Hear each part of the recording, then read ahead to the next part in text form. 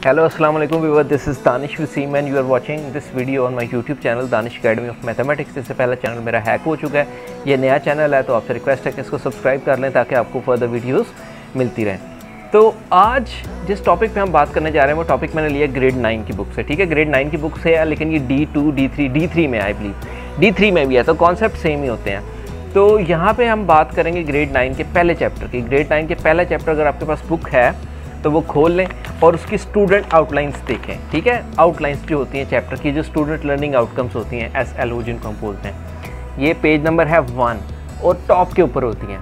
तो इसके अकॉर्डिंग हम चलेंगे, तो मतलब चैप्टर कंप्लीट करने के बाद ये चीज़ें आपको पता होंगी। मे भी कुछ चीज़ें मैं स्किप भी कर जाऊँ क्योंकि बहुत से बोर्ड में कुछ चीज़ें आती हैं, कुछ नहीं आती, हर बोर्ड का अपना सिस्टम है। तो ग्रेड 9 का अब मैथमेटिक्स स्टार्ट करेंगे हम। पहला चैप्टर है मैट्रिसेस एंड डिटर्मिनेंट। तो मैट्रिक्स क्या होता है? बेसिकली मैट्रिक्स जो होता है वो रेक्ट एंगुलर अरेंजमेंट होती है, rectangular arrangement of real numbers और अल्फ़ाबेट्स। रियल नंबर्स मतलब कोई भी नंबर ले लें, उनको अरेंज किया जाता है रेक्टेंगल शेप में। देखें लाइक ये रेक्टेंगल है, ठीक है, और इनको अरेंज किया जाएगा रेक्टेंगुलर शेप में। सपोज में चलें इसको बोल रहा है, ये देखिए मैं रेक्टेंगल शेप में इसको अरेंज करूँगा, A B C D E and F। देखें ये अगर देखा जाए तो आउटलाइन नहीं है इसकी, लेकिन ये है रेक्टेंगुलर शेप में, और इसको इनक्लोज कर दिया जाए with in the box bracket. ठीक है, तो ये जो चीज़ बनती है हमारे पास, ये बेसिकली मैट्रिक्स है। ठीक है, ये मैट्रिक्स आ गया आपके पास। ऑर्थर कैली ने इसका कॉन्सेप्ट दिया था बुक के ऊपर। अगर आप पेज नंबर 2 पे चले जाएँ तो काफ़ी डिटेल में 2 लाइन्स लिखी हुई हैं ना, काफ़ी डिटेल में 2 लाइन्स लिखी हुई हैं। ये ऑर्थर कैली ने इसका कॉन्सेप्ट दिया, वो इंग्लिश मैथमेटिशियन थे। डेट बता देता हूँ, 1858 में उन्होंने ये कॉन्सेप्ट दिया था। तो MCQ पूछा जा सकता है, ज़्यादातर बुक की बैक से ही इसके आते हैं, लेकिन पूछा जा सकता है। ठीक है, उसके बाद हम क्या करते हैं, हम इसकी डेफिनेशन हमने कर ली। अब 2-4 चीज़ें और इसकी सीखते हैं। देखें मैट्रिक्स क्या है? Rectangular arrangement of real numbers और alphabets within the box bracket. मैंने बॉक्स ब्रैकेट में लिख दिया। अब इसमें कुछ चीज़ें आपको देखनी होंगी। वो क्या है? अगर आप अपनी कॉपी के ऊपर देखें या एक्सेल अगर आप यूज़ करते हैं तो दीज आर लाइन्स, रॉज, इनको बोलते हैं rows, and these are known as column. ठीक है, तो इस तरह अगर आप देखें तो ये कॉलम्स हैं, इस तरह अगर आप देखें तो ये रॉज हैं। तो इसके अंदर बहुत ज़रूरी है हमें पता होना कि how many rows we have and how many columns we have. तो अगर हम इसको ड्रॉ करते हैं यहाँ पे, suppose 1 row 2 rows, so we got 2 rows, इसमें 2 रॉज हैं। ठीक है, बहुत ज़रूरी है ये सीखना। अब कॉलम्स ड्रॉ करते हैं, 1 2 and 3, so we have 2 rows and 3 columns. ये चीज़ पहचान होना बहुत ज़रूरी है। अगर आपको इसकी पहचान नहीं होगी तो इसके बहुत प्रॉब्लम हो जाएगा। मैं एक और मैट्रिक्स लिखता हूँ, फिर हम देखते हैं रॉज और कॉलम।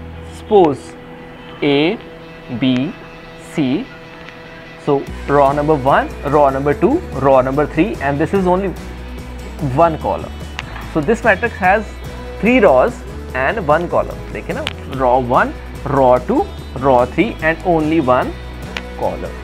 So इसमें 3 rows और 1 column है। मैं ऑर्डर बताने लगा था लेकिन ऑर्डर मैंने भी डिस्कस नहीं किया। इसके बाद इसमें एक क्वेश्चन आ जाता है, find the order of matrix. Order बताना है मैट्रिक्स का।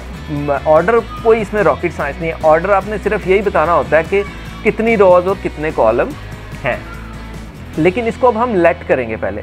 अब देखें कॉलम्स और रॉज, कॉलम को हम नेम देते हैं M का और रॉज को नाम देते हैं N का। आप इसको याद रख लें, कॉलम M होंगे, रॉज N होंगी। कॉलम के अगर आप स्पेलिंग लिखें तो उसके एंड पे N आएगा। उधर से याद रखें कि कॉलम्स N होंगे और रॉज M होगी। अब नेक्स्ट हमारा प्रॉब्लम जो आ जाती है वो ऑर्डर क्या होता है। ऑर्डर का फॉर्मूला सिंपल यही है कि order of matrix will be equal to, मैं रेज कर लेता हूँ यहाँ से इसको,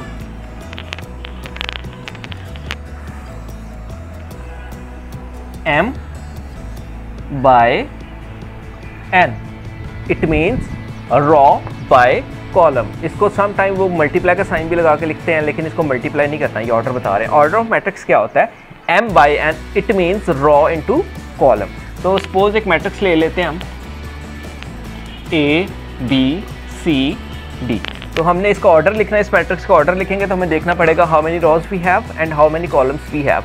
तो इसलिए पीछे से आपको बहुत जल्दी यानी बहुत अच्छे से समझ लेना चाहिए कि रॉज कैसे पता लगेंगे और कॉलम। मैं तो यही वे यूज़ करता हूँ, अगर आपको कोई और टेक्निक आती है आप वो भी यूज़ कर सकते हैं, अपनी याद दहाने के लिए कुछ भी आप रख सकते हैं। Row 1 row 2 1 and 2, column 1 column 2 1 and 2। So we have 2 rows and 2 columns. तो हम पहले हमेशा रॉ लिखेंगे और फिर कॉलम लिखेंगे, सिंपल यही क्वेश्चन था, ऑर्डर नहीं आ गया 2 by 2। ठीक है, इसको आप 2 × 2 भी लिख सकते हैं, लेकिन फिर आप उसको मल्टीप्लाई करके 4 नहीं लिखेंगे।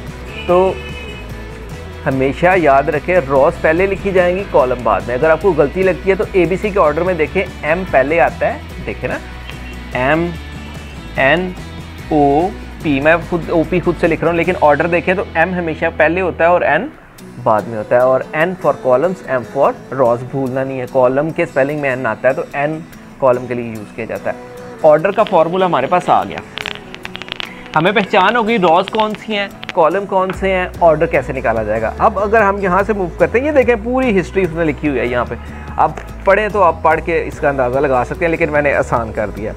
अब नेक्स्ट टॉपिक था ऑर्डर ऑफ मैट्रिक्स, वो भी मैंने एक्सप्लेन कर दिया। जो इन्होंने एग्जाम्पल दिया है मैं वो भी कर देता हूँ। उन्होंने एक मैट्रिक्स दिया है हमें, एक मैट्रिक्स उन्होंने खुद से दे दिया है M, वो है 1 2 3 1 2 3 1 0 2।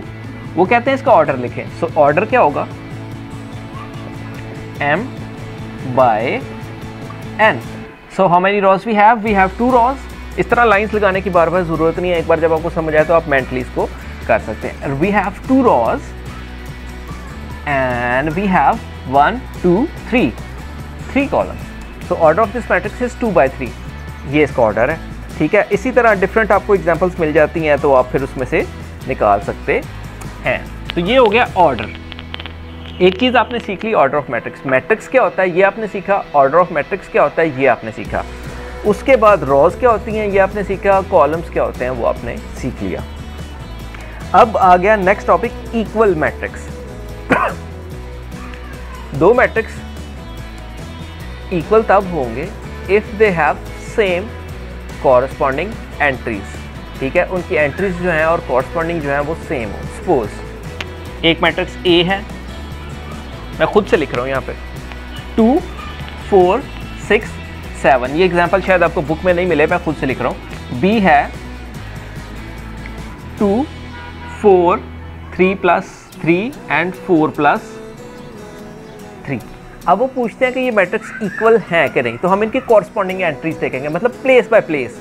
ठीक है, अब ये आ गई पहली एंट्री और ये इसकी भी पहली एंट्री सेम है, ये आ गई यहाँ से दूसरी एंट्री, ये भी आ गई दूसरी एंट्री, ये भी सेम है, ये आ गई तीसरी एंट्री और ये आ गई तीसरी एंट्री। देखने में सेम नहीं लग रही, लेकिन अगर इनको सम करें तो ये भी 6 आता है। अब ये आ गई 4th और ये भी 4th, इनको भी प्लस करें तो ये सेम है। तो it means they have same corresponding entries, तो इनको ये जो है मैट्रिक्स दोनों इक्वल होंगे। So A will be equal to the B matrix.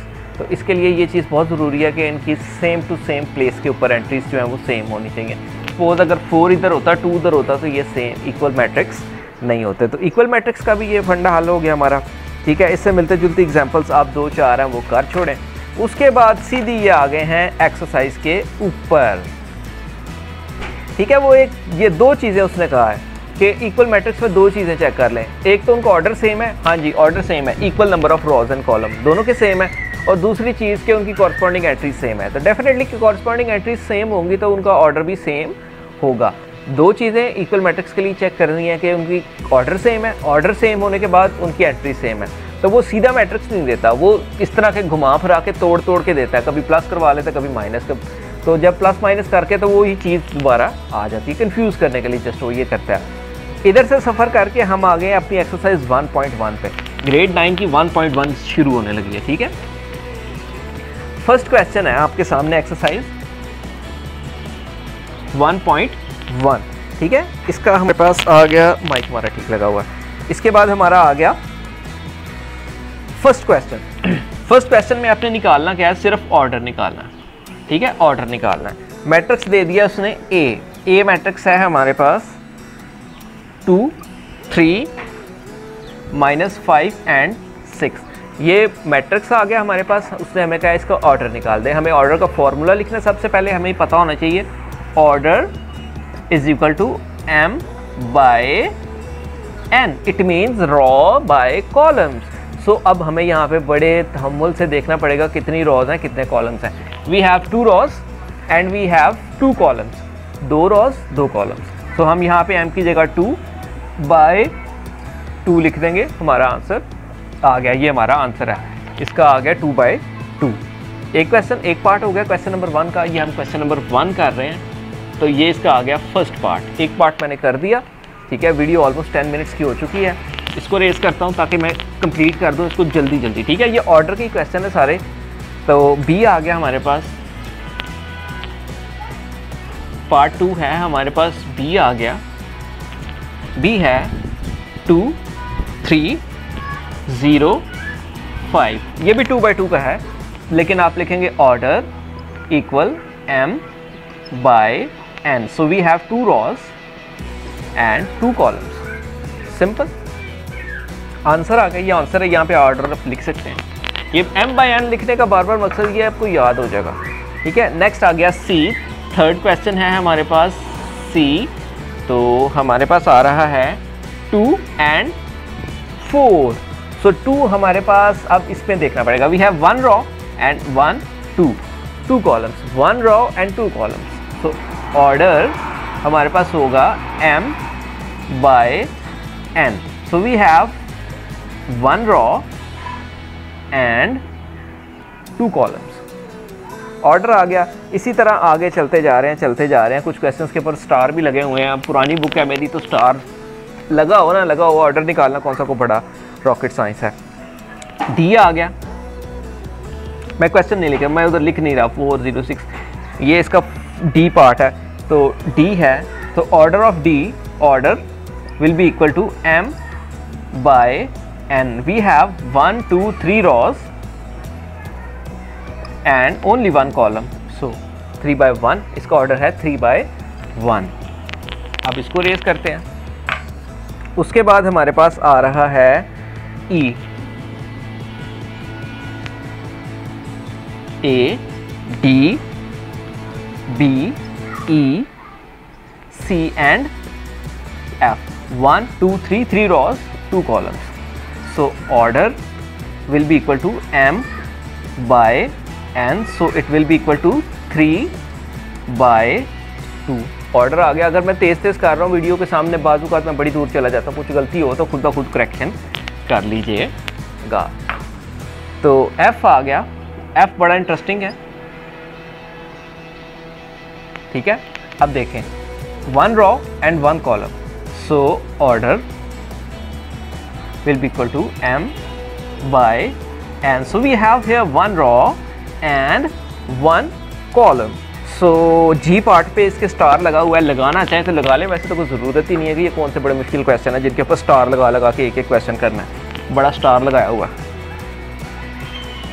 Ji is equal 2, 1, 2, 3, 2, 4, 0, 3, 5। इसमें साइन जो मर्जी हो, पॉजिटिव नेगेटिव का ऑर्डर के साथ कोई चक्कर ही नहीं है। ऑर्डर आ गया हमारे पास m बाय n। ऑर्डर में सिर्फ हमने यही बताना है कि कितने रोज है कितने कॉलम है। ऑर्डर को मल्टीप्लाई लगा कर भी वो लिख लेते हैं, कोई इशू नहीं है। जैसे मर्जी आप प्रेजेंट करना चाहें, एग्जांपल में देख लें, जैसे किया उसने वैसे करते हैं। So 1, 2, 3 we have 3 rows and 1, 2, 3 we have 3 columns, 3 by 3। अब उसके बाद h आ गया। ये चीज़ें नोट करें। मैं इसके बाद आपको बड़ी ज़बरदस्त चीज़ बताता हूँ। एक ऑर्डर से, ये ऑर्डर से 2 क्वेश्चन और सीखेंगे आप, ऑर्डर से बल्कि 4 क्वेश्चन और सीखेंगे आप इधर ही। h 2, 1, 3, 0, 4, 6। So 1, 2 we have 2 rows, 1, 2, 3 we have 3 columns. So order will be equal to m by n। मैंने जितनी दफ़ा क्वेश्चन किया मैंने उतनी दफ़ा ही ऑर्डर लिखा है। ये पूरा लिखा है ऐसे by 3। इस तरह लिखने से ये होता है प्रैक्टिस ज़्यादा होती है, याद रह जाता है, प्रेजेंटेशन आपकी अच्छी होती है।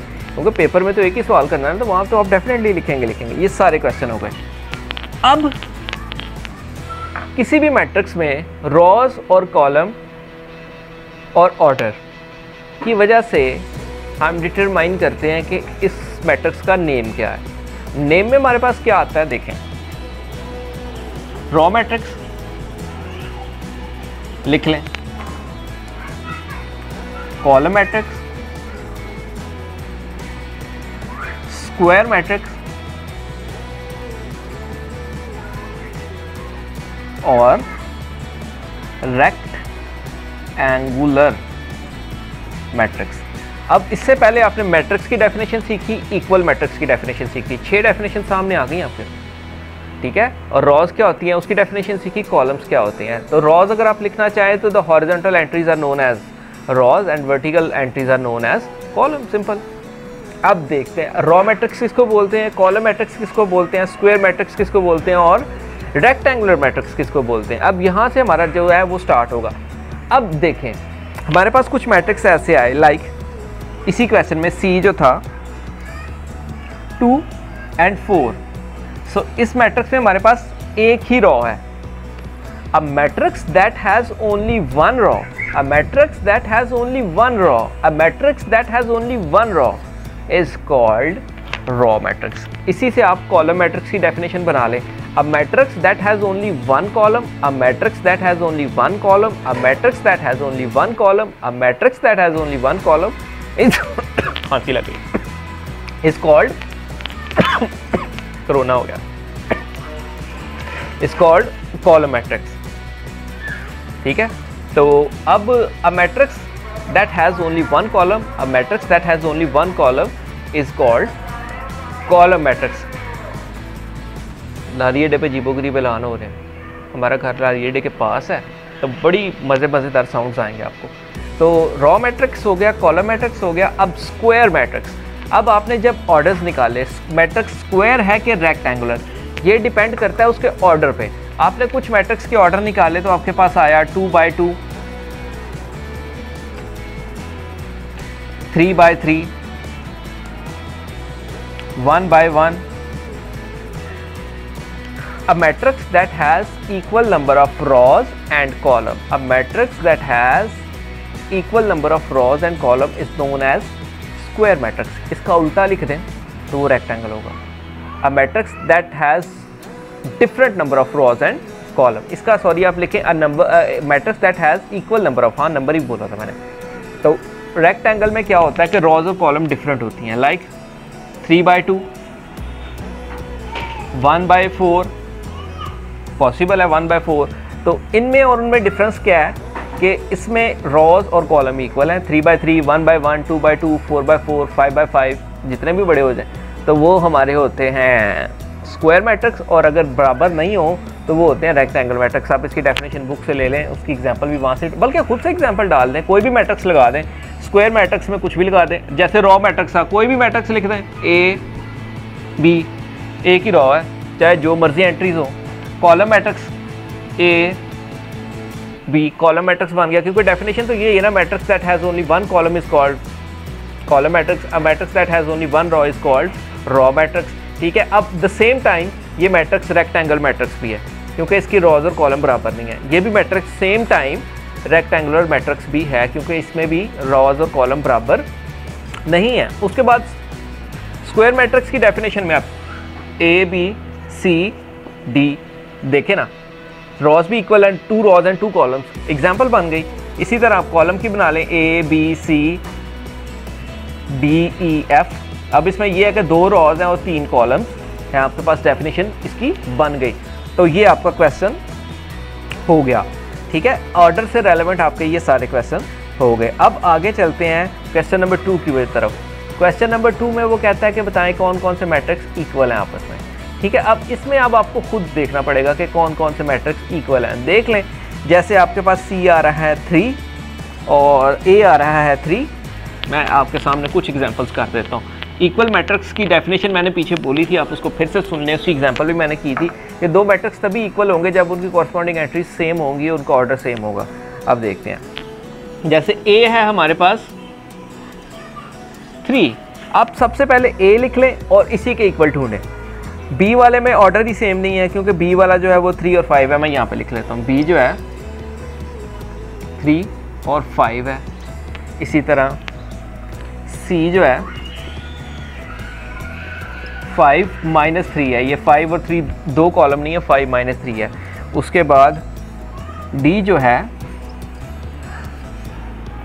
है ओहो 5 और 3 है। मैं कुछ एग्जांपल कर रहा हूँ, बाकी आप इसे समझ के तो खुद कर लीजिएगा, ठीक है। बैक पे आंसर भी मौजूद है, उधर से भी आप देख सकते हैं अगर आपको डाउट हो अपने पे। तो ए देखते हैं कि सबसे पहले ए बी के इक्वल है, नहीं, क्योंकि ये तो 1 बाय 1 है, वो है आपका 1 बाय 2, ठीक है। उसके बाद हमारे पास सी आ जाता है। सी में से अगर 5 में से पहले ए को ही ले लें और सब मैट्रिक्स चेक करें कोई इक्वल है इसके। 5 में से अगर 3 निकालूँ मैं तो हमारे पास आ जाता है, सॉरी यहाँ पे 2 आना है, 3। तो ए और सी इक्वल हैं, ए और सी इक्वल हैं। जब ए का मिल गया उसके बाद बी को पकड़ लें। बी और डी इक्वल नहीं है क्योंकि वो 3 5 है, ये 5 3 है। इसका इक्वल आप ढूंढें, आपको मिल जाएगा। तो ये भी इक्वल हो गया हमारे, इसका भी खत्म हो गया। नजर आएगा मुझे बोर्ड? तो डी वाला भी हमारा इक्वल हो गया। उसके बाद जितने क्वेश्चंस हैं वो इक्वल खुद करके देखें, फिर आपको पता लग जाएगा। इसके बाद चलते हैं क्वेश्चन नंबर 3 के ऊपर। हमारा क्वेश्चन बड़ा इंपॉर्टेंट है, क्वेश्चन नंबर 3। क्वेश्चन नंबर 3 करते हैं। अब तो मैं तीसरे क्वेश्चन पे एक्सरसाइज 1.1 नजर आ रहा है बोर्ड? चलो अब देखो, मेरे पास एक मैट्रिक्स आ रहा है, ए प्लस सी, सी माइनस 1। यहाँ से तो अब तुझे नहीं अजीब ही लगेगा ये, प्लस 2b, और हमारे पास आ रहा है 4d माइनस 6, और ये मैट्रिक्स इक्वल है 0 3 माइनस 7 और 2d के। बड़ा लंबा चौड़ा क्वेश्चन है, पेपर में ये कम ही चांस होते हैं इसके आने के, लेकिन फिर भी एक्सरसाइज में है तो इसको करेंगे। मैट्रिक्स को ओपन नहीं किया जा सकता। ये जो ब्रेसेस है ना, इसकी ब्रैकेट्स लगी हैं, ब्रेसेस में बॉक्स ब्रैकेट्स हैं, ये खुलती नहीं है। इनको ओपन करने के दो ही तरीके हैं, या डिटर्मिनेंट ले लें या इनको कंपेयर करवा लें। कंपेयर करवाएंगे एंट्री टू एंट्री। पहली एंट्री पहले के साथ कंपेयर होगी, दूसरी दूसरे के साथ, तीसरी तीसरे के साथ और चौथी चौथे के साथ। अब ये खुल जाएंगे, मतलब a plus c will be equal to 0, ये 1 हो गई। अब ये बता किसके इक्वल होगा, a प्लस 2b किसके इक्वल होगा?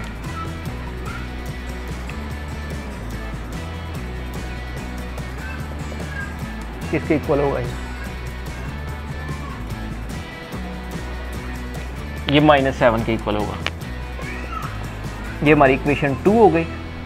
उसके बाद हमारे पास c-1 बता, कोई अंदाजा है किसके इक्वल होगा? ये c-1 किसके इक्वल होगा? 3 के इक्वल होगा। ये हमारी थर्ड इक्वेशन बन गई। और 4d माइनस 6 किसके इक्वल होगा? 2d के। अब ये खुल गए। इसके अलावा मैट्रिक्स को खोलने का कोई तरीका नहीं है। मैट्रिक्स को खोलने के दो ही तरीके हैं, या डिटर्मिनेंट ले लें जो अगली वीडियोस में सीखेंगे हम, या कंपैरिजन करवा लें। तो हमने कंपैरिजन करवा के इसको खोल लिया। अब इनको सॉल्व करेंगे तो फिर हमारे पास a b c d की वैल्यूज़ आ जाएंगी, और फिर इसको प्लेस करेंगे इसमें, और फिर हमारा क्वेश्चन प्रूफ हो जाएगा। अभी बोर्ड छोटा है तो मैं ऊपर वाला पार्ट रेज कर देता हूँ, तो बाद में क्वेश्चन लिख के वेरीफाई कर लेंगे। ये थोड़ा सा हट के क्वेश्चन है, इसमें से अलजबरा यूज़ होगा इसमें। तो अभी हम पहले ले लेते हैं a प्लस सी। इसमें 2 वेरिएबल हैं, सॉल्व नहीं होगा। तो ये हमारा क्या था, ये हमारा क्या था, a, ये भी मेरे 9 लग रहा है। a प्लस 2b, इसमें भी 2 वेरिएबल डिफरेंट है, ये भी सॉल्व नहीं होगा। इसमें एक ही वेरिएबल है, इसमें भी एक ही वेरिएबल है। c है सिर्फ, इसमें और कोई वेरिएबल नहीं है। इसमें भी d है, इधर भी d है, उधर भी d है, और कोई वेरिएबल नहीं है। तो इट मीन्स ये दोनों जो हैं सॉल्व हो जाएंगे। अब करते हैं इनको सॉल्व। पहली इक्वेशन ले लेते हैं बाय सॉल्विंग इक्वेशन 3। लिखना जरूरी है, आप लिखेंगे कि बाय सॉल्विंग ये कर रहे हैं c-1 इक्वल टू 3। अब 1 इधर नेगेटिव है, उधर जाएगा पॉजिटिव, तो c की वैल्यू हमारे पास 4 आ गई। ये हो गया। अब d भी सॉल्व, अब मैं ये भी सॉल्व कर सकता हूँ फर्स्ट वाली, क्योंकि हमारे पास c की वैल्यू है। यहाँ पे c रखूँगा तो वो भी निकल आएगा। बाय सॉल्विंग इक्वेशन 1 वो भी कर लेते हैं, by solving equation 1। So a plus c equal to 0 by putting the value of c, value of c की वैल्यू हमारे पास ये थी 4। सो a प्लस c की जगह यहाँ पे आ जाएगा 4 equal to 0, a is equal to 4 इधर पॉजिटिव है, उधर जाएगा नेगेटिव हो जाएगा। ये चीज़ें सीखी थी सहमत में? नहीं ना सीखी, इसलिए अजीब लगेंगे। अब मैं यहाँ पे नोट डाउन कर लेता हूँ। सी की वैल्यू 4, ए की वैल्यू आ गई -4, क्योंकि मेरे पास बोर्ड छोटा है तो फिर मुझे ये रेस करनी पड़ेगी। अभी मैंने पहली इक्वेशन सॉल्व कर ली, ए की वैल्यू निकाल ली और सी की निकाल ली। अब यहाँ पे मैं अगर सेकंड इक्वेशन में बी की वैल्यू, ए की वैल्यू रखूँ तो बी की वैल्यू निकल आएगी खुद ब खुद। अब ये सारे क्वेश्चन आगे आगे खुद ही सॉल्व होता जाएगा, लेकिन पहले स्टार्ट करना इसको सोचने का काम था। अब बाय सॉल्विंग इक्वेशन 2, अब ये 2 वाली सॉल्व कर रहा हूँ मैं। इक्वेशन 2 का a + 2b - 7।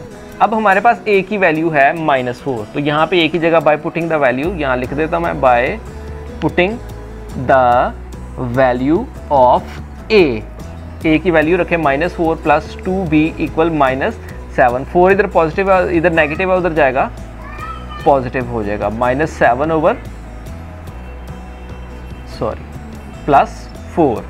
सो 2b आ गया -3, अब 2 इधर मल्टीप्लाई उधर जाएगा डिवाइड हो जाएगा, तो हमारे पास b की वैल्यू भी आ गई -3/2।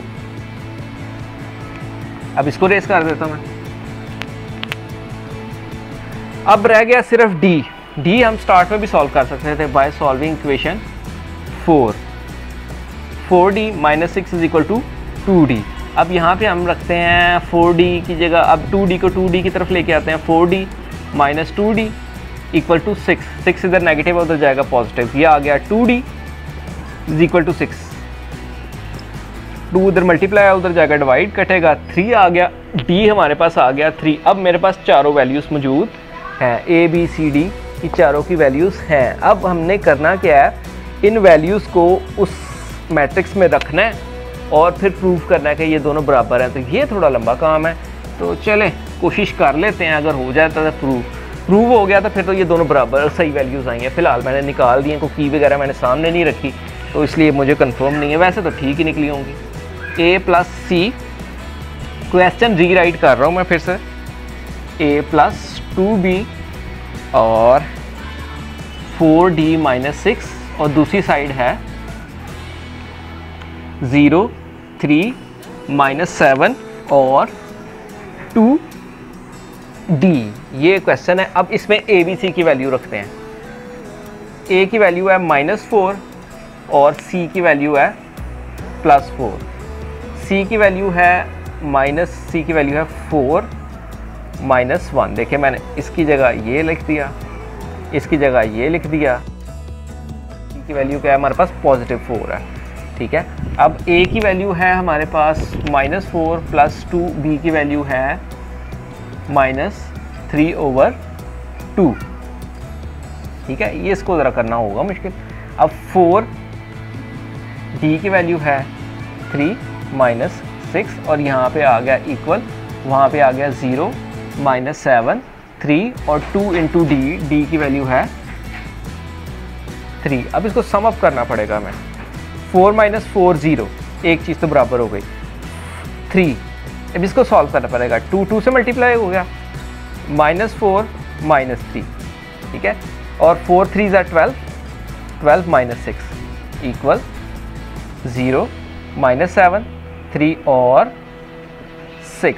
अभी इनको सम अप करेंगे तो फिर ये हमें प्रूफ हो जाएगा हमने ठीक किया कि नहीं। 0, 3 - 7, 12 - 6, 6 = 0, 3 - 7 और 6, दोनों साइड्स बराबर आ गए। इट मीन्स वो हमारी वैल्यूज़ जो थी वो ठीक थी। तो ये थी हमारी एक्सरसाइज 1.1 ग्रेड 9 की पहली एक्सरसाइज है। इसमें बहुत सी बेसिक्स हैं, वीडियो को बार बार घुमा के देखें।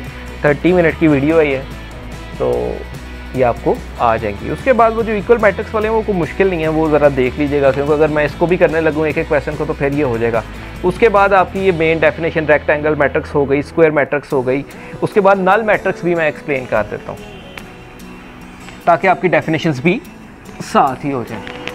इससे पहले मैंने डेफिनेशन जो बताई हैं वो मैट्रिक्स की थी, raw matrix, column matrix, order कैसे निकलेगा, ऑर्डर की डेफिनेशन भी आप खुद से बना के लिख सकते हैं। रेक्टेंगल मैट्रिक्स, स्क्वायर मैट्रिक्स, अब आ गया इक्वल मैट्रिक्स, अब आ गया नल मैट्रिक्स, एक और आ गया नल मैट्रिक्स। क्या होता है, अगर एक मैट्रिक्स में सारी एंट्री नल हो, जीरो हो, तो उसको नल मैट्रिक्स बोलेंगे। Suppose a equal to, order उसका चाहे जो भी हो, बी इज इक्वल टू 0 0 0 0, ठीक है। क्या होते हैं ये नल मैट्रिक्स होते हैं, नल बोल लें इसको, जीरो मैट्रिक्स बोल लें, नल मैट्रिक्स और जीरो मैट्रिक्स। सिंपल सी इसकी डेफिनेशन इन्होंने लिखी होगी यहाँ पे, a matrix is called null matrix if each of its entry is zero. अगर उसकी सारी एंट्री जीरो हो तो उसको नल मैट्रिक्स का नाम दे देंगे, एग्जाम्पल सीधी सी। उसके बाद आ गया ट्रांसपोज ऑफ मैट्रिक्स, चलें वो बाद में करेंगे। तो उसके बाद हमारे पास क्या आ रहा है, हाँ जी आगे कुछ डेफिनेशन आ रही है, ये डेफिनेशन लाजम सीखनी है आपने। उसके बाद अगर आप एक्सरसाइज आ जाएँ, बल्कि यहाँ तक ही करें, अदरवाइज आप एक्सरसाइज 1.2 का पहला क्वेश्चन कर सकते हैं। उसमें से आइडेंटिफाई करना है सिर्फ कॉलम मैट्रिक्स कौन सा है, रॉ मैट्रिक्स, स्क्वायर मैट्रिक्स कौन सा है, बहुत आसान सवाल। उसके बाद 1.2 का आप क्वेश्चन नंबर 2 कर सकते हैं, स्क्वायर मैट्रिक्स ढूंढ सकते हैं आप, रेक्टेंगुलर मैट्रिक्स ढूंढ सकते हैं, रॉ मैट्रिक्स ढूंढ सकते हैं, कॉलम मैट्रिक्स ढूंढ सकते हैं, नल मैट्रिक्स ढूंढ सकते हैं। एक ही रह गया आइडेंटिटी मैट्रिक्स। आइडेंटिटी मैट्रिक्स का मैं आपको बता देता हूँ। आइडेंटिटी मैट्रिक्स इस तरह के होते हैं 1 0 0 1। इनकी पहचान क्या है, इनके प्रिंसिपल डायगोनल में 1 1 होगा। प्रिंसिपल ये देखें ना, डायगोनल कोई भी चीज़ है, एक रेक्टेंगल है, इसकी जो ये लाइन लगाई जाती है ये डायगोनल कहलाती है। तो इसकी डायगोनल एंट्रीज 1 1 1 होंगी, बाकी सब 0 होंगी। इनको आइडेंटिटी मैट्रिक्स बोलते हैं। ये 3x3 के भी होते हैं, 4x4 के भी होते हैं, 2x2 के भी होते हैं, ठीक है। तो ये आपको पता होना चाहिए, ये आइडेंटिटी मैट्रिक्स है। इसके बाद इसमें आपका अगर आप देखें आइडेंटिटी मैट्रिक्स कौन सा है, इसका आइडेंटिटी मैट्रिक्स है 4 वाला, क्वेश्चन 2 का, ठीक है। उसके बाद जो है क्वेश्चन 3 वाला आप ना करें, वो मैं करवा दूंगा। नेगेटिव मैट्रिक्स भी ना करें, वो भी मैं करवा दूंगा। अगले वाले क्वेश्चंस मैं करवा दूंगा, वो बहुत आसान है, लेकिन क्वेश्चन 1 और 2 1.2 का भी आप कर सकते हैं। तो आज के लिए मेरा ख्याल है इतना लेक्चर काफ़ी है। उसके बाद एडिशन और सब्ट्रैक्शन आ जाएगा, तो उसके ऊपर बात करेंगे। तो ये आपका चैप्टर हार्डली 2-3 लेक्चर्स की मार नहीं है, ठीक है। इसमें प्रोडक्ट और कुछ चीज़ें हैं वो टाइम लेंगी, अदरवाइज़ बेसिक करके आप ये कर सकते हैं। इसके बाद अगर आप आ जाएँ इसके MCQs के ऊपर, तो MCQs में पहला मैट्रिक्स, पहला जो क्वेश्चन पूछा गया है उन्होंने कहा है ये एक क्वेश्चन है 2 1, इसका बता दें ऑर्डर क्या है। तो इसका ऑर्डर 1 रॉ और 2 कॉलम्स, 1/2 होगा इसका, 2/1 नहीं 1/2 होगा इसका। तो ढूंढ ले, जहाँ भी है निशान लगा लें।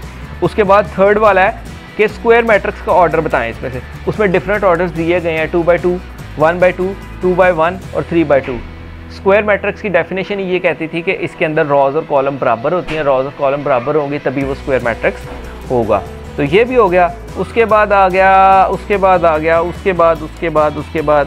आपका कोई नहीं है इसमें क्वेश्चन करने वाला, आप कर सकते हैं फिल इन द ब्लैंक्स, कुछ सॉल्व कर सकते हैं, ठीक है।